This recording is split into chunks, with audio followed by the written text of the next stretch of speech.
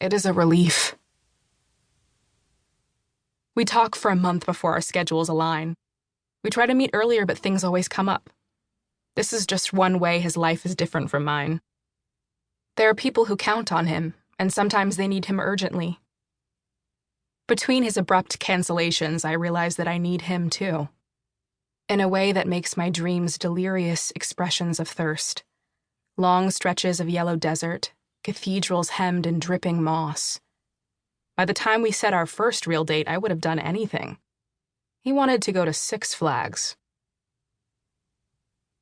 We decide to go on a Tuesday.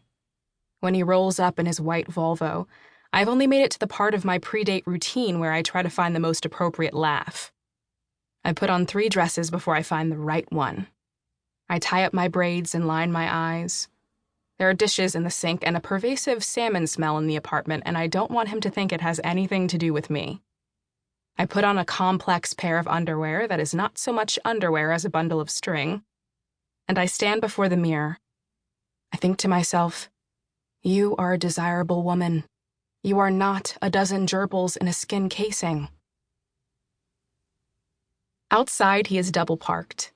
He leans against the car and remains like this as I come out, his eyes bright and still.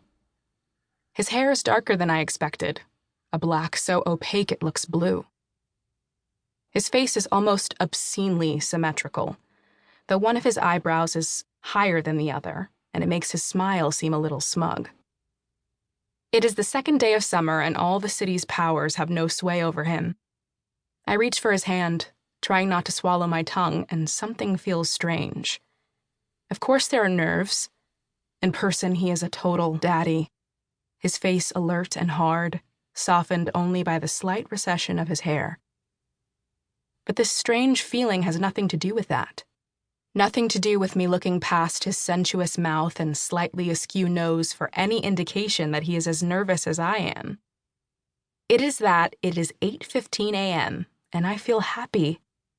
I am not on the L smelling someone's lukewarm pickles, wishing I were dead. Edie, I say, extending my hand. I know, he says, his long fingers settling between mine too gently. I wanted to be more forward, to fold him into an easy, extroverted hug. But what happens is this limp handshake, this aversion of my eyes, this unsurprising and immediate surrender of power. And then the worst part of meeting a man in broad daylight, the part where you see him seeing you, deciding in this split second whether any future cunnilingus will be enthusiastic or perfunctory. He opens the door, and there is a fluffy blue dye hanging from the rearview mirror, a half-eaten bag of Jolly Ranchers in the passenger seat. His correspondence online has been honest, full of his stuttering sincerity. However, as we have already told the stories you might tell on a first date, it is harder to begin. He brings up the weather, and then we are talking about climate change. After a while of talking generally about burning to death, we pull into the park. It's hard not to be aware of an age discrepancy when you are surrounded by the most rococo trappings of childhood. The Tweety Bird balloons, the plastic, soulless eyes of the Taz mascot, the Dippin' Dots. As we enter the gates, I feel the high fructose sun of the park like an insult. This is a place for children. He has taken me to a place for children. I watch his face for any indication that this might be a joke or a telling manifestation of his anxiety about the mere 23 years I've spent on Earth. The age discrepancy doesn't bother me.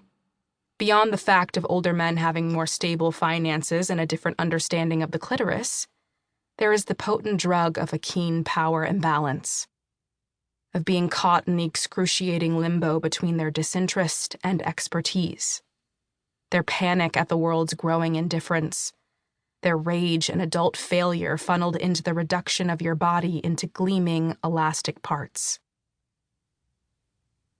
Except for him, this seems to be new territory. Not simply to be out on a date with someone who is not his wife and decades younger, but to be out with a girl who happens to be black.